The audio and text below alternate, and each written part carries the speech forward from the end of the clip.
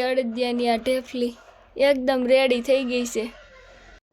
જય શ્રી કૃષ્ણ। તો આજે આપણે બનાવવાનો છે અડદિયો। જો આપણે એટલી વસ્તુ લઈ લીધી છે। આ છે કાજુ અને આવડી આ હાકર છે 1 કિલો, એ દળી નાખી છે। આ બદામ અને આ ગુંદર અને આ 1 કિલો ઘી છે અને આ કિલો લોટ છે અને આ 1/4 કિલો માવો લઈ લીધો છે અને આ દેશી ગાયનું ઘી છે એ એક્સ્ટ્રા લીધું છે। જરૂર પડે તો, જરૂર તો નહીં પડે, 1 કિલો ઘી લઈ લીધું છે આપણે, એટલે કિલો ઘી છે અને કિલો અડદનો લોટ છે અને 1/4 કિલો માવો છે અને આ ગુંદર છે ને એ આટલો વાટકો ભરીને લીધેલો હતો। આ કાજુ છે, આ બદામ આપણે ઘી નાખી દીધું છે।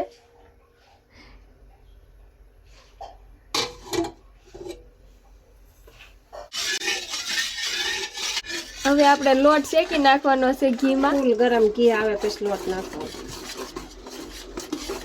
પેલા ઘી થોડું ગરમ થઈ જાય એકદમ, અત્યારે શિયાળો છે એટલે ઠરી ગયેલું હોય। હવે આપણો લોટ શેકવાનો છે સરખાઈ। 1 કિલો ઘી છે ને 1 કિલો અડદનો લોટ છે। હવે શેકવાનું કે છે 15-20 મિનિટ। આનો કલર ફરી જશે, બ્રાઉન કલર જેવો થઈ જાય ને ત્યાં લગી શેકવાનો છે આપણે। આપણો લોટ ને ઘી એકદમ મિક્સ થઈ ગયું છે સારી રીતે, જોઈ શકો છો તમે। હવે આ લોટને આપણે શેકવાનો છે જ્યાં લગી બ્રાઉન કલરનો થઈ જાય ને ત્યાં લગી। આ લોટ આપણે ત્યાં લગી શેકવાનો છે જ્યાં લગી આમાંથી ઘી બહાર ન નીકળે ને ત્યાં લગી। આપણો લોટ ઓલમોસ્ટ શેકાઈ ગયો છે ને આમાંથી ફીણી વળવા માંડ્યા છે। જો ઘી બહાર આવી ગયો, ઘી બારું આવી ગયું છે અને હવે થોડોક શેકાવી દેવી એટલે જ્યારે આપણે ખાવી ને ત્યારે લોટ કાચો છે એવું ન લાગે। બ્રાઉન કલર તો ઓલમોસ્ટ થઈ જ ગયો છે। હવે માવો પણ નાખી દેવો। હવે માવો નાખી દેવાનો। લોટ આપણો એકદમ રેડી શેકાઈ ગયો છે।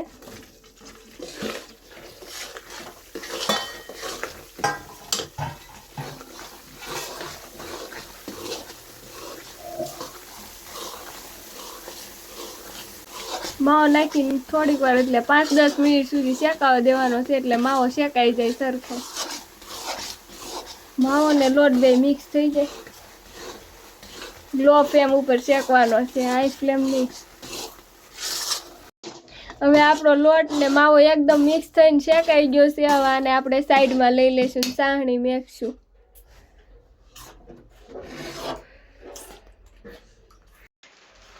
હવે આપણે આ ગુંદર નાખી દઈશું અંદર।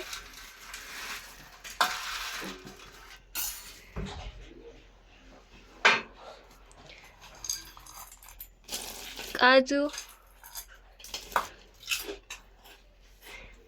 બદામ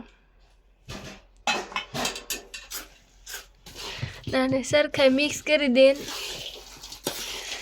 મિક્સ કરીને હવે આને સાઈડમાં રાખી દઈશું અને હવે આપણે સાહણી લેવા મળશું। એક ગેસે આપણે સાસણી મેકી દેવી। મસાલો છે જે એલચી, તજ, પીપરી મૂળ અને સૂંઠ આટલું ખાંડીને મિક્સ કરેલું છે, આ નાખી દેવાનું છે આપણે। હવે આને હલાવીને હવે આપણો આ રેડી થઈ ગયો છે। સાસણી નાખવી એટલે આપણો અડદિયો રેડી। આપણે 2 ગ્લાસ પાણી મૂકીને સાસણી લેવા માટે અહીંયા મેકી દીધું છે હાઈ ફ્લેમ ઉપર। હવે આને આમનામ હલાવવાનું છે। 6-7 મિનિટમાં સાસણી આવી જાય છે। હવે તાર આવે ને ત્યાં સુધી આમનામ હલાવવાનું છે થોડી વાર લગી। આપણી સાસણી હવે ઓલમોસ્ટ રેડી થવા આવી ગઈ। હવે આપણી સાસણી આવી ગઈ છે ઓલમોસ્ટ। આપણી સાસણી હવે રેડી થઈ ગઈ છે। તાર છે પડે છે, જો તાર હાલવા માંડ્યા છે, જો આવી રીતના એટલો જ તાર આવે। આ સાકરની છે એટલે, ખાંડની હોય તો મોટો તાતણો હાલે, આમાં તાતણા નહીં ચાલે। આ સાકરની છે એટલે આપણી સાસણી આવી ગઈ છે રેડી, ડન। ચાલો હવે આપણે સાસણી નાખી દેવાની છે આમાં। આ રેડી થઈ ગયું છે હવે આપણું અડદિયા પાક। જે આપણે લોટ શેકીને ડ્રાયફ્રૂટ નાખીને જે સાઈડમાં લોટ રાખ્યો હતો તેમાં આપણે સાસણી નાખી દીધી છે અને આપણો અડદિયો રેડી। હવે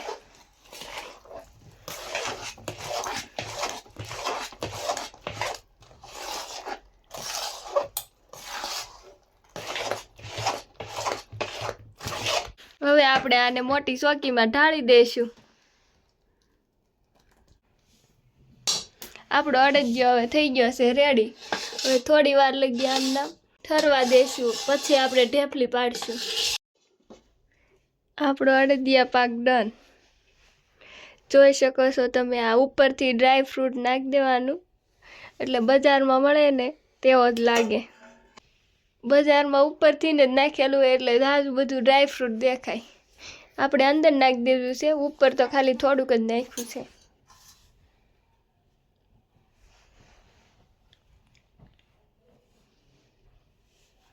હવે આપણો અડદિયો ઠરી ગયો છે ને હવે બટકા પાડી દેવી ઢેફલી. એકદમ સરસ મજાની ઢેફલી પડી જાય છે. હવે તો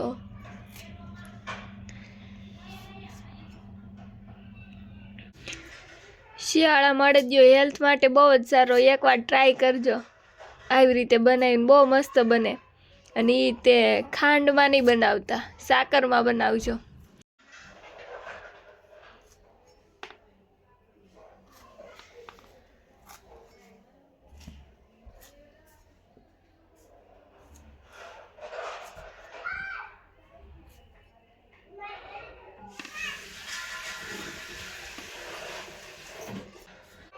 હવે ઇઝીલી આપણી ઢેફલી રેડી થઈ ગઈ છે. જો આ એક છે ને હજી આ બે.